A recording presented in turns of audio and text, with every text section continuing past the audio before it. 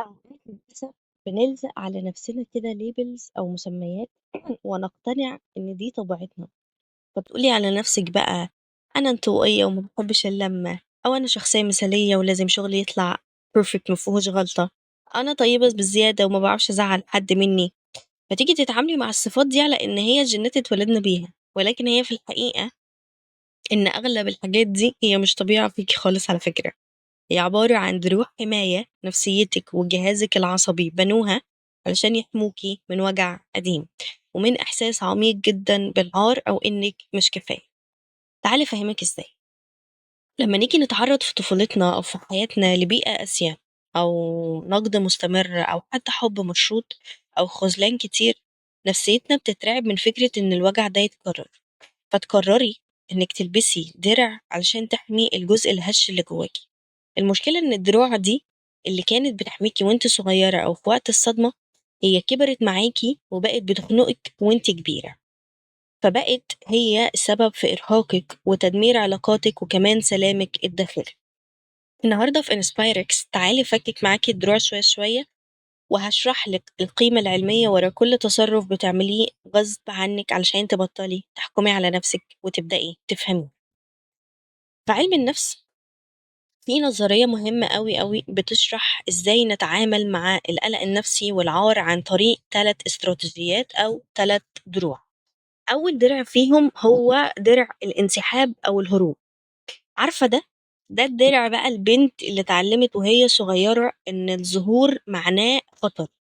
يمكن كان كل لما تيجي تتكلم يتريقوا عليها، أو كل لما تيجي تعبر عن مشاعرها يتقال لها انت دراما كوين، انت مكبرة الموضوع وانت اوفر وانت. فقررت ان الامان في الاختفاء. فتلاقي البنت دي بقى دلوقتي كبرت، ولما يجي يحصل اي سوء تفاهم في اي علاقة تنسحب فورا وتقطع كلام. فلو عندها حتى فكرة مثلا في اجتماع شغل مثلا، لا تكبتها وتخاف تقولها. ما هي بالنسبة لها أخاف أقول أحسن ما أترفض. فبتخاف كمان من المبادرة، اللي هو بتخاف تجرب حاجة جديدة، مش عشان هي كسلانة، لأ، علشان الرفض بالنسبة لها هو مش مجرد موقف. الرفض عمال يضرب في جرح قديم بيقول لها انتي مش مقبولة. فالدرع ده بيخليكي عايشة في الظل، بيضيع عليكي فرص كتير قوي ويفضل محسسك انك معزولة عن العالم. للأسف الدرع ده بيوهمك إنه بيحميكي من حكم الناس، ولكن في الحقيقة هو بيحرمك من إنك تتشافي وتتحبي بجد. الدرع التاني معانا هو درع الهجوم والكمالات. ده بقى الأشرس والأكثر إرهاقا.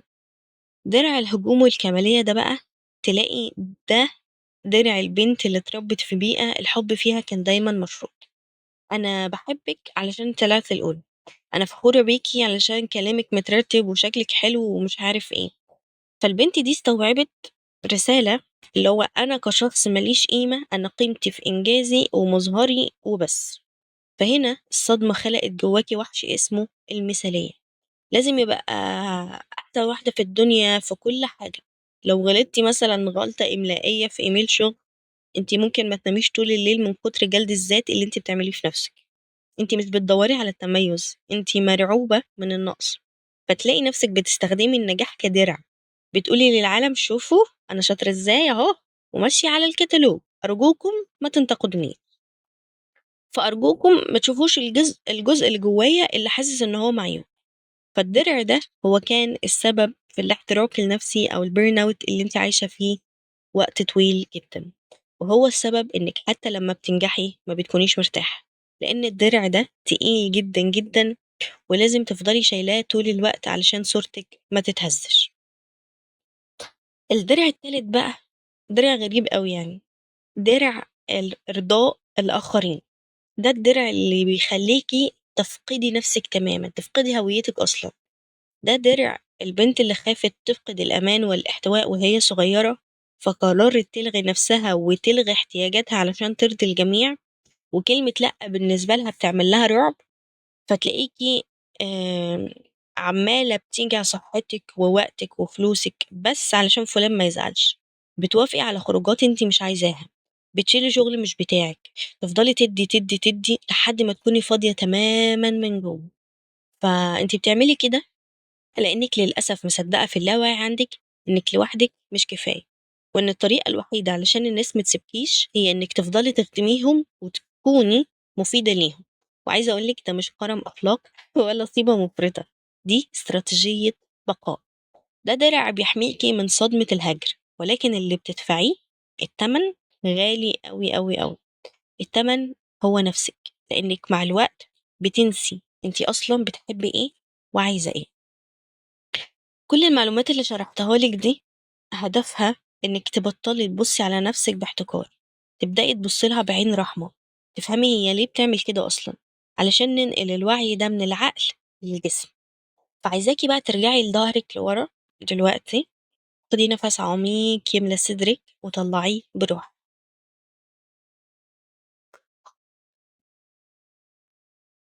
عايزاكِ تسألي بصدق كده ما بينِك وما بين نَفْسِك دلوقتي، إيه هو أكتر درع أنتِ لابساه في ال3؟ هل بتهربي والّا هل بتموّتي نَفْسِك من المثالية والّا هل بتلغي نَفْسِك علشان ترضي الناس؟ عايزاكِ تحسّي بتُقل الدرع ده على كتافِك، حاولي تحسّي بالخنقة اللي هو مسببها ليكِ، الدرع ده اللي كان بيحميكِ وأنتِ طفلة دلوقتي هو اللي بيخنقِك وأنتِ كبيرة، فعايزاكِ تجيبي ورقة وقلم وتكتبي إجابة للسؤال ده، ودايمًا خلّيه قدّام عينيكِ، لو قررت أقلع الدرع ده النهارده، يا ترى إيه أسوأ حاجة أنا خايفة إنها تحصل؟ هل خايفة إن الناس تكتشف إنِّك عادية؟ هل خايفة إن هم يسيبوكِ ويمشوا؟ اكتبي الخوف ده لأن الخوف اللي أنتِ بتكتبيه بيفقد سيطرته عليكِ. بس كده حلوين، اللي عملناه النهارده في Inspirex هو إننا حطينا إيدينا على آلية عمل نفسية بتاعتِك. طبعًا في حاجات أعمق من كده بكتير، فالوعي بالدروع هو أول خطوة، لإنِّك بعد النهارده لمّا تيجي توافقي على أي حاجة وأنتِ مش عايزاها، هتقفي وتقولي لنفسِك أنا باعمل كده علشان خايفة مش علشان أنا عايزة. وعشان أكون أمينة معاكِ الوعي لوحده مش كفاية علشان يقلّعِك الدرع، أنتِ محتاجة تبني أرضية أمان جديدة جواكِ علشان نفسيتِك تتطمن وتقبل إنِّك تعيشي من غير دروع، فمحتاجة تتعلمي لغة جديدة مع نفسِك، لغة الحنان الذاتي اللي هنحل محلها الصوت الناقد، ومحتاجة إنِّك تفكّكي العار المكتوم في جسمِك، وعلشان الرحلة دي بتحتاج تسلسل علمي، مساحة آمنة جدًا، أنا أسست برنامج اسمه رحلة المصالحة، البرنامج ده هو مش مجرد كورس بنسمع فيه معلومات، لأ، هي رحلة محاضرات متعمقة جدًا بناخد فيها الوجع من الجذور، نبدأ نفكك الدروع دي بشكل علمي وأوراق عمل واختبارات علشان نرجّع الأمان لجسمنا ولعقلنا، ونتعلم إزاي نعيش من مكان سلام حقيقي مش من مكان فيه رعب وحرب.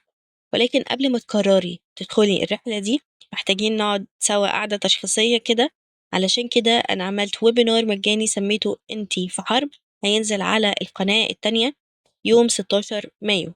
المحاضرة دي هنعمل اختبار علمي ومباشر وهيوريكِ بالأرقام حجم سيطرة الدروع دي عليكِ، وأنتِ واقفة فين بالضبط في الحرب دي. فهاحط لكم اللينك تحت الفيديو، اتأكدوا إنكم عاملين اشتراك في القناة وفعلوا زر الجرس. أشوفِك على خير، صدقيني أنتِ من غير الدروع دي حقيقية وكفاية جدًا.